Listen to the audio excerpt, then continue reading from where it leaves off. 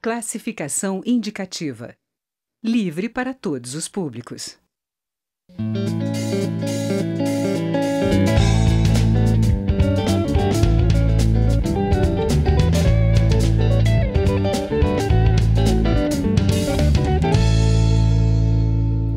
A Comissão de Seguridade Social e Família da Câmara aprovou uma proposta que cria a tarifa social de energia elétrica para hospitais públicos e filantrópicos.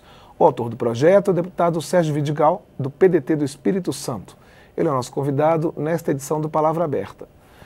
Deputado, a tarifa social já existe e agora a ideia é estender para esses hospitais. Por que para essa área da saúde pública e filantrópica? Foi primeiro bem registrado. Em 2010 foi aprovado um projeto de lei que se transformou na Lei 12.212, que garantia tarifa social para fins residenciais. A nossa iniciativa, ela se deu primeiro porque nós temos que buscar o mecanismo de manter os hospitais filantrópicos e públicos funcionando para atender o sistema público de saúde, que é o SUS, que infelizmente hoje sofre muito com a falta de um financiamento, de um aporte maior de recursos de financiamento para o sistema, né? Você tem uma ideia, por exemplo, os filantrópicos e os conveniados, há mais de 20 anos não se tem reajuste da tabela do SUS, né? E muitos deles hoje já não conseguem funcionar corretamente. As Santas Casas, por exemplo, recentemente aqui a Câmara, aprovamos na comissão e aprovamos no plenário também, abertura de crédito com financiamento com juros diferenciados para Santas Casas de Misericórdia. Que tem uma dívida bilionária. Bilionária, né? E é impagável. Por que a gente se preocupou com isso? Primeiro que no Brasil, nós temos a quinta tarifa de energia elétrica mais cara do mundo. E temos a segunda maior carga tributária do mundo. O que a gente está propondo para a lei, na verdade, o distribuidor de energia elétrica, no fundo, ele não vai dar desconto basicamente nenhum. O que a gente está propondo é que o governo abra mão da carga tributária em cima da energia elétrica consumida pelos hospitais filantrópicos e conveniados. Hoje no Brasil nós temos em torno de 6 mil hospitais que atendem ao Sistema Único de Saúde. Desses 6 mil hospitais, aproximadamente 1.600 a 1.700, eles são filantrópicos. E eles representam mais de 42% dos leitos oferecidos à população do SUS. Nós precisamos, na verdade, criar condições para que ele possa continuar funcionando. E a gente sabe que o insumo energia elétrica, ele pesa muito no custeio desses hospitais. Então, esse é um mecanismo que a gente possa contribuir para que eles continuem funcionando, reduza seus custos, para compensar, na verdade, o reajuste da tabela do SUS, que infelizmente não acontece. Não se tem muita perspectiva, porque, infelizmente, essa casa aprovou recentemente uma proposta de emenda constitucional congelando os investimentos do setor público, e aí inclui saúde e educação, pelos próximos 20 anos. Se você observar, inclusive, o nosso orçamento, a cada ano o nosso orçamento para a saúde e educação ele está menor do que o anterior. E as demandas, evidentemente, têm aumentado, porque a população também aumenta. Agora, o senhor falou do peso do custo da energia elétrica para esses hospitais. Além de tudo, tem muitas atividades de alta complexidade que precisam de equipamentos, né? Que precisam de geração de energia, né? Então, quer dizer, você tem equipamentos que ficam ligados dia e noite, você tem uma série de atividades no hospital que dependem da energia elétrica. Exatamente. Né? É por isso que eu falei que esse insumo energia elétrica, ele pesa muito no custeio dos hospitais. Porque você imagina um hospital que tem centro cirúrgico, hospitais que têm UTIs, né? Ele precisa disso funcionando 24 horas por dia. Nós já tivemos casos no Brasil de hospitais que foram cortados, teve corte de energia elétrica, o hospital lá em Nossa Senhora dos Navegantes, Santa Catarina, teve corte de energia elétrica por falta de pagamento, né? Então, com isso, a gente está querendo que o ente público abra mão da carga tributária, né? Para que a gente possa ter um custo menor de energia. E ela pode variar de 20% a 50%, dependendo, e também a instituição, para poder se habilitar, ela tem que ter a certificação do SEBAS, isso é fundamental. O que é essa certificação? A certificação do SEBAS, a SEBAS é uma instituição que ela trabalha simplesmente com assistência da área de assistência social. Tem que ter a certificação, que é filiada ao SEBAS, né, uma instituição federal, para que ela possa se habilitar a ter direito ao desconto, a entrar na chamada tarifa social. Agora, como é que está funcionando a tarifa social? Que o senhor falou, ela foi criada primeiramente para a questão residencial. Está funcionando bem? Tem sido um componente justo nessa distribuição de energia, nessa redução do custo da energia? Se você observar que, eu acabei de falar com você que nós temos a segunda maior carga tributária do mundo, e aqui a energia elétrica mais cara do mundo, e nos surpreende muito, porque você imagine que a energia elétrica do Brasil poderia produzir mais ainda energia de fontes renováveis, né?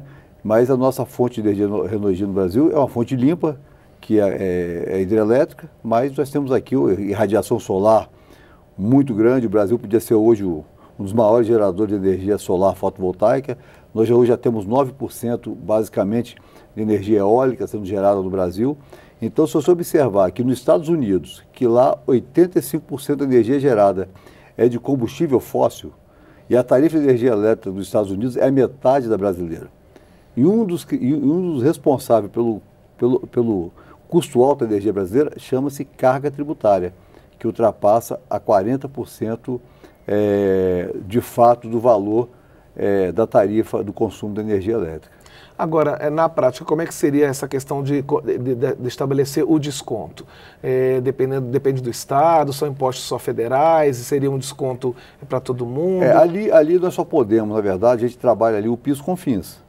Evidentemente, isso vai ter que ser trabalhado a nível estadual também. Lógico, nós vamos ter uma resistência muito grande quando chegar na Comissão de Minas e Energia do próprio setor elétrico, porque ele também vai ter que dar a contrapartida dele, né? Mas, assim, o que se espera na redução é que o maior desconto seja da carga tributária.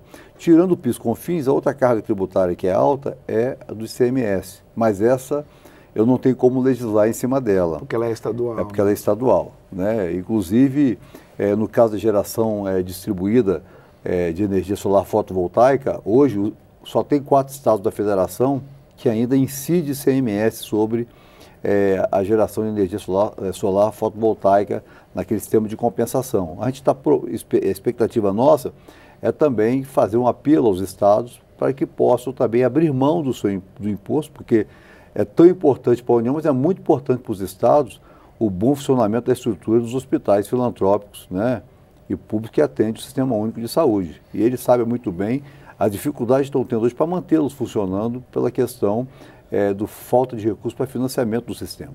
E aí, estabelecido esse desconto, não haveria mais nenhuma negociação entre a concessionária de energia e o hospital. Isso já estaria posto, caberia a ela, quer dizer, a energia já seria cobrada com esse desconto. Com esse desconto, né? E isso a proposta do projeto é exatamente essa, mas aquilo que eu te falei, ele vai passar ainda pela Comissão de Minas e Energia e vai passar também pela Comissão de Finanças, né, da Casa, né, e da Justiça, e também a Comissão de Justiça. Mas, assim, a expectativa que a gente tem, assim, que os parlamentares se sensibilizem bem em relação a isso, porque eles têm acompanhado hoje as dificuldades dos hospitais filantrópicos conveniados se manterem funcionando. E para nós, do Sistema Único de Saúde, ele é fundamental que funcione para que se possa manter o sistema, principalmente na média e alta complexidade. Porque o atendimento dos filantrópicos no Brasil, dos hospitais, é na média e alta complexidade. É onde nós temos um custo maior do procedimento do SUS, e temos uma oferta menor por parte do setor público. Internações mais longas, processos mais complicados. Isso, né? Exames diagnósticos de imagens, por exemplo, né? Que a tabela do SUS é extremamente baixa, né? O senhor é médico, né? Como é que o senhor vê essa questão da tabela do SUS? Como é que se poderia resolver isso? O governo não reajusta há muito tempo, né? E o reajuste não acompanha a inflação do período, né? O que se pode fazer para atualizar essa tabela do SUS? Olha bem, atualizar a tabela do SUS é uma coisa impossível a curto prazo, até porque você imagina atualizar uma tabela de quase 20 anos sem reajuste, né? O governo foi criando alguns mecanismos. Por exemplo, algum setor da medicina que tem mais força de corporação conseguiu os reajustes melhores. De repente, uma cirurgia, uma cirurgia cardíaca, a tabela do SUS é razoável, é boa, né? Um transplante renal, a tabela é boa, né? Agora, para outros procedimentos, que é a grande maioria, né, como uma retirada de vesícula, né, fazer uma cirurgia de hérnia, como o próprio parto, né, seja ele normal ou cesariana, né, já é uma tabela extremamente baixa. E também o o pagamento pelas diárias de UTI, que também estão muito aquém do custo real. Então nós entendemos o seguinte: primeiro, o governo tem que buscar uma outra fonte de financiamento. Eu particularmente acho, quando o país nós tínhamos o CPMF, se fosse utilizado, na verdade, para a finalidade que ele foi constituído, ele ajudaria muito, né? Porque você teria um recurso exclusivamente para financiamento da saúde. Hoje, você tem uma ideia, esse é um outro problema sério, enquanto que a média mundial se aplica 11,7% do orçamento dos países na saúde, no Brasil, um pouco mais de 7% do orçamento na saúde. Então, nós temos que buscar mecanismo que, além de reajuste da tabela, outros mecanismos também, e aí até de avaliação, de eficiência, né, do atendimento do SUS, para tentar buscar um reajustamento. Porque se você falar que vai triplicar a tabela hoje, ela não resolve o problema e o governo não tem condição de cumprir. Não dá para fazer esse ajuste linear, tem que ser uma coisa setorizada. Setorizada. Isso tem que discutir caso a caso, né, setor a setor, demanda por demanda, né? Certo. Isso...